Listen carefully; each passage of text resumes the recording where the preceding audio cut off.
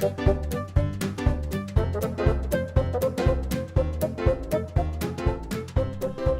morning, evening, afternoon, wherever you are, whenever you are. My name is Ben Gregory. In a little bit more crisp and clear version, I will explain that a little later. And welcome to So What, a Special Olympics podcast. Today we've got Patrick back on for another episode. Hey, Patrick. Hey, Ben. How's it going? Thanks for having me on again.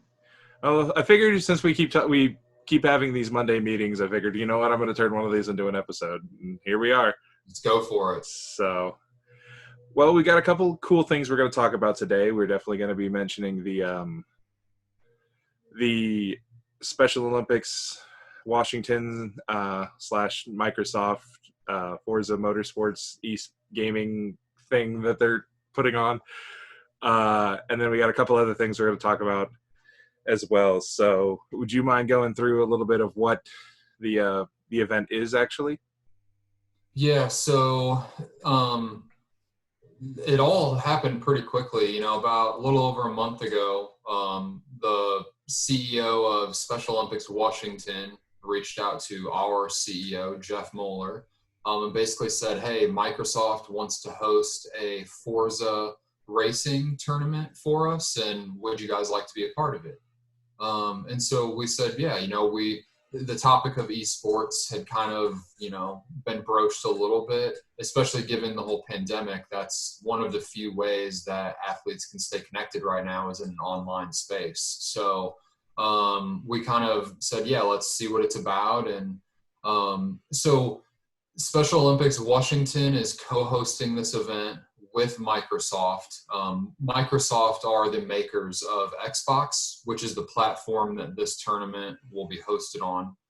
So on May 30th, starting at 9 a.m. Eastern, this event will be streamed live. 48 athletes from, I believe, 6 different states competing. So they'll actually be broken down. If you do the math, 48 divided by 6. Sorry, there's going to be 6 races, 8 athletes per race. That's why 48 athletes. So it's going to be divisioned almost like 8 athletes per race, like what you'd see in a track. So from 9 for 2-3 hours, each athlete will compete in 2 separate heats. They'll go through race 1, get their time, go into a second race, and those 2 times will be used to determine how the athletes finish up overall throughout the day. And then afterwards, one of the cool things is that Microsoft, which also created the Minecraft game, they created a virtual awards venue within Minecraft. I'm not really familiar with what Minecraft is. I just know you can pretty much build almost anything that you can think of. So it's my understanding that the award itself is going to look really, really cool. They're able to do a lot of cool stuff that we wouldn't otherwise be able to do in reality because we have limitations and they have none in a virtual world. So it'll be really cool. But yeah, so we have 4 athletes from Indiana competing in it. And yeah, I'm excited to see how it turns out. For those of you that don't know, I maybe should have mentioned this at the beginning, but Forza is a racing game. So you can pick Grand Prix style cars, road cars that you would drive going down the road, sports cars, pretty much any car you can imagine you can race in that game. I don't know if the organizers have a specific car picked out for this event or what the plans are. But yeah, it's gonna be a fun event, I hope. Yeah, and I think it's funny how you said this happened all quickly. I think we had our first meeting, and then at the next meeting, we were like, hey, this is a thing. So that did happen really quickly. And then, so I know that you said there were 4 athletes. Can you go ahead and name them all? I mean, obviously one of them is me, so you don't have to name me. But Yeah, so the host of the podcast, Ben Gregory, is one of the athletes. Another athlete is Joe Grooms from St. Joe County up in the northern part of the state. Another athlete from the northern part of the state is Brady Allen from DeKalb County just north of Fort Wayne. And then the 4th athlete is Isaac Kramer from, I believe he's from Ripley, Ohio, Dearborn County program, which is southeastern Indiana, kind of near Cincinnati. So we've got some good geographical, dispersion of the athletes. And I thought it was interesting, Ben, I know for you, this game was, kind of new to you. I believe this game was also new to Joe Grooms as well. But it's my understanding that both Brady and Isaac were already somewhat familiar with it. So it's kind of cool that we've got athletes who are familiar with it, who it's a little bit new to, that are all competing in this event. So it's one of the nice things about esports is there really physical ability makes no difference when it comes to esports. Where in traditional Special Olympics programming, that does play a little bit of a factor in basketball or track and field, things like that. It takes a different set of skills to play video games and play them well. So yeah, and then I did see that with this competition, they're treating it as a regular Special Olympics competition. So the I can't remember what the official name of the rule is, but if you do like 20% better or something like that, that rule's still in effect. Yeah, it used to be called honest effort rule. I believe they changed the terminology to now it's called the maximum effort rule. Basically what that says is if you submit a qualifying score of, let's say, 10 seconds to make it a nice round number, and then when you run a race, you run that race in 7 seconds. Well, that is 30% better. Basically, it's to prevent people from sandbagging and running slower in their first heat so that they get put, with slower athletes for their finals heat, only to then blow them out of the water because, they should have been in a faster heat. So, they are going to use that rule. So we had to submit qualifying scores from each of our athlete organizers, and they'll use those along with all the times from the athletes from other states, and basically group all the athletes up into divisions of 8 according to time. Sweet. And this is going to be live streamed on, I know you mentioned it was going to be live streamed on YouTube on May 30th at 9 a.m. Correct. So this will be something fun. And I'm going to reach out to the other 3 competitors for our group, and I'm going to see if I can get them on next week. That'd be, I think, cool, because that'll lead up right into the competition that next weekend. So I don't know if there's been any other talks about it. I know we didn't get to have our meeting last week because we were both extremely busy. Have you figured out if there's going to be any continuation here? I still am working on getting all of the people together for our local tournament. I've got about 5 names interested so far. I need at least, I don't know, 5 or 6 more to get so we can do the doubles tournament for Rocket League. I don't know if you've heard anything else about anything further on with your talks with Jeff.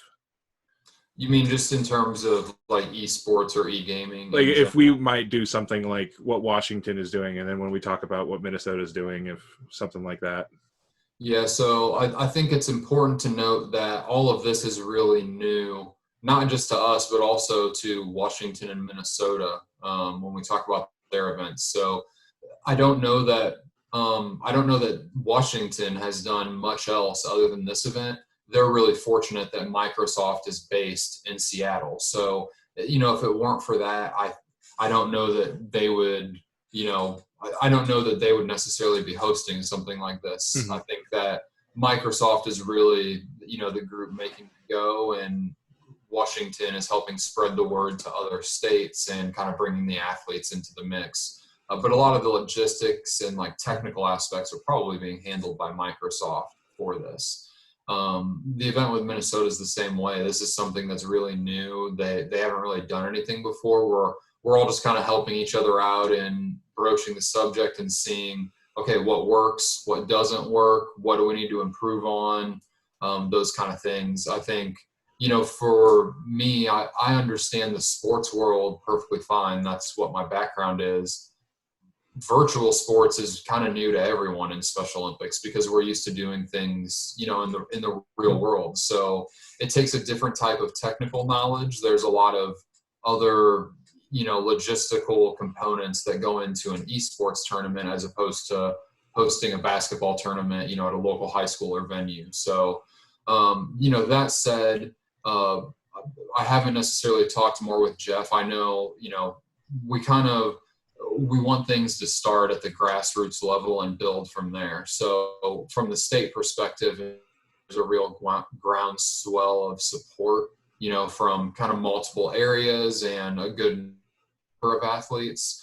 We'll still support folks hosting esports tournaments. So, you know, if you or any other athlete wants to host an esports or an e-gaming tournament, hey, great, we support that.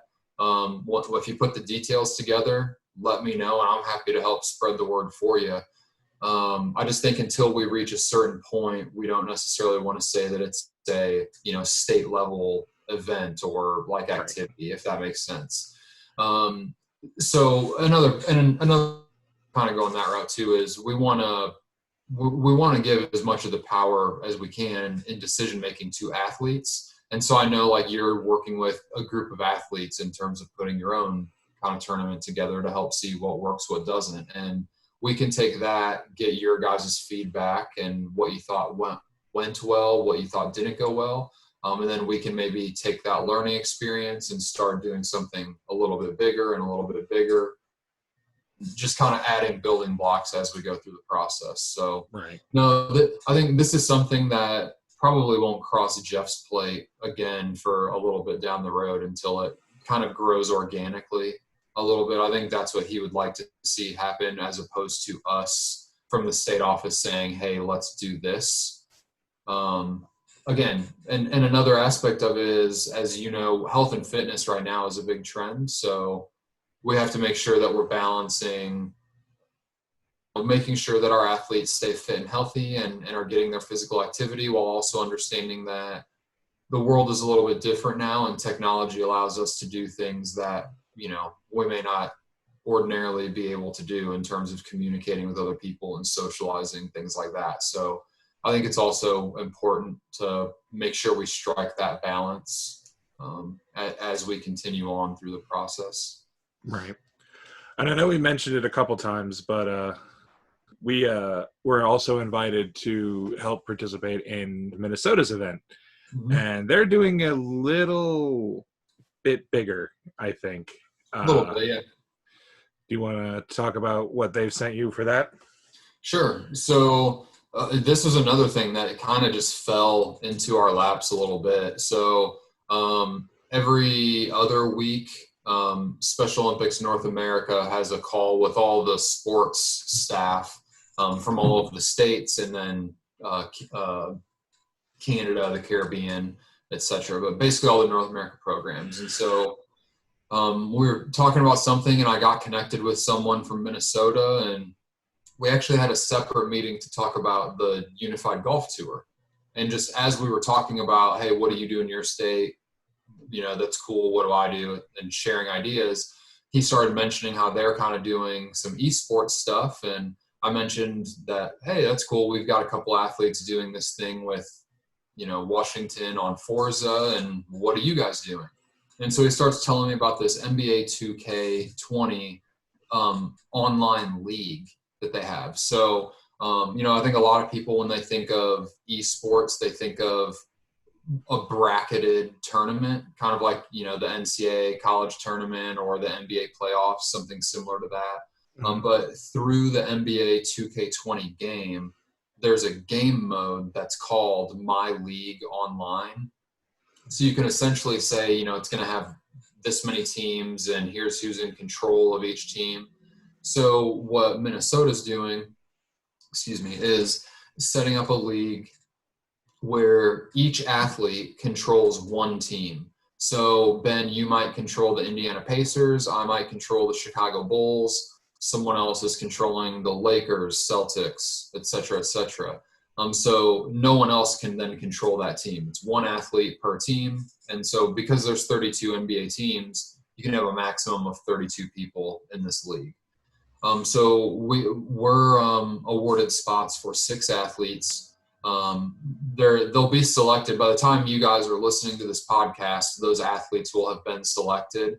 So maybe Ben and I can do a follow up later to tell a little bit more about this. But essentially, they're going to have an online draft. So instead of getting the roster of the Indiana Pacers, of the players go into a pool, and they're actually including both current and former players. So, you can draft Michael Jordan, Dr. J, Magic Johnson, Isaiah Thomas, like Larry Bird, all of the all-time greats are up for grabs. So the nice thing is that levels the playing field a little bit for everyone. So, even if you might have a team that in real life has a terrible roster and they're not good, you can draft good players and still have a good team and be competitive.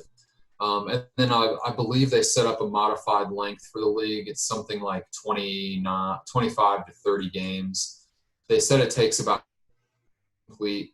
And I believe the athletes will play games on Monday, Wednesday, and Friday evenings. And so the way it works is Monday, if on the league schedule, our teams were scheduled to play each other, we would log on, go into the league, each other, just like you would normally play a game online against someone else in NBA 2K20.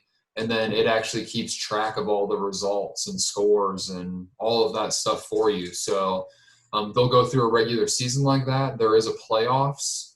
And so they'll have, a league champion at the end of it. And it's pretty cool. So this is something that, with the Forza tournament where it's a one-day, a couple hours and you're done. This isn't a more ongoing event. So it'll be interesting to see how those two things, are kind of different, what the pros and cons are to each of those.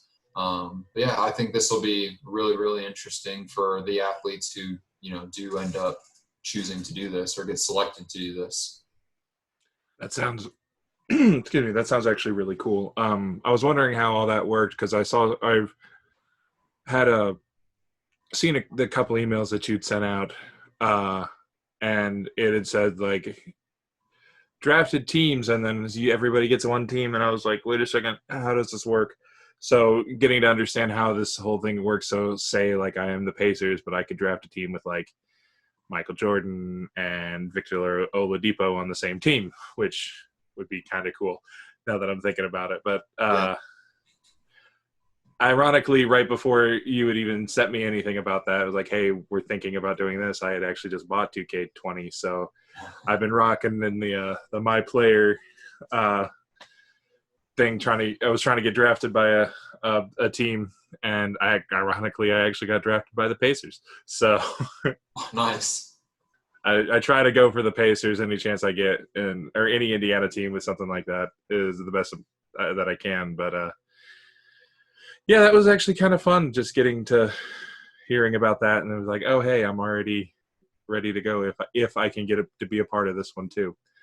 But when is the date? Oh yeah, you said Wednesday we have to have all the names in, right? Yeah, so the names will be submitted in 2 days, and they're hoping to have the draft like later this week on like Thursday evening or something like that. So again, this is something that all just kind of fell into our laps. It's a really quick turnaround, but again, so a big motivating factor here is it may not be the most organized, but again, it's another opportunity for some of our athletes to connect with athletes from another state and just to, get online and socialize with other athletes, which I know a lot of them are missing right now, especially now that, we've been, not able to practice for 2 full months at least, almost right around 2 full months now. So okay, yeah. I know that's a time to, not have anything to do. Yeah. Well, I figured this would be kind of a quicker talk than our last one. Still the longest episode I have, and I love it.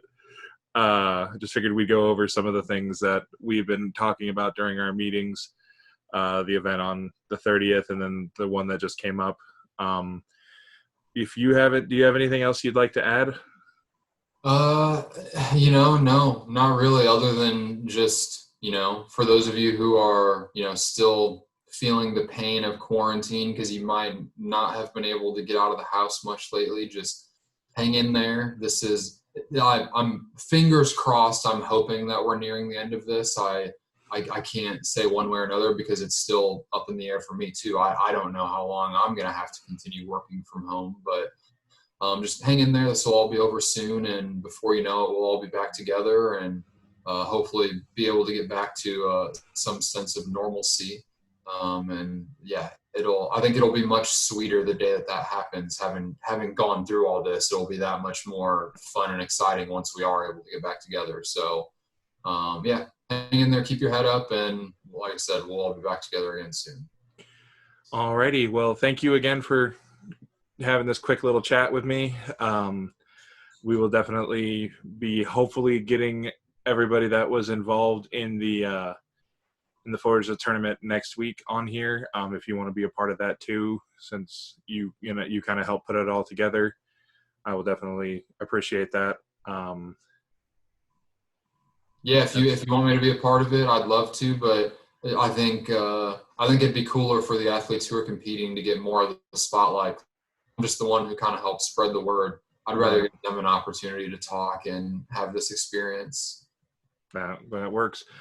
Alrighty, well, thank you all for listening or watching. I hope you guys are doing well and staying safe. Like Patrick said, this will be over before we know it. So thank you all again for listening, and I hope you have a great rest of your week, and I will talk to you all next week.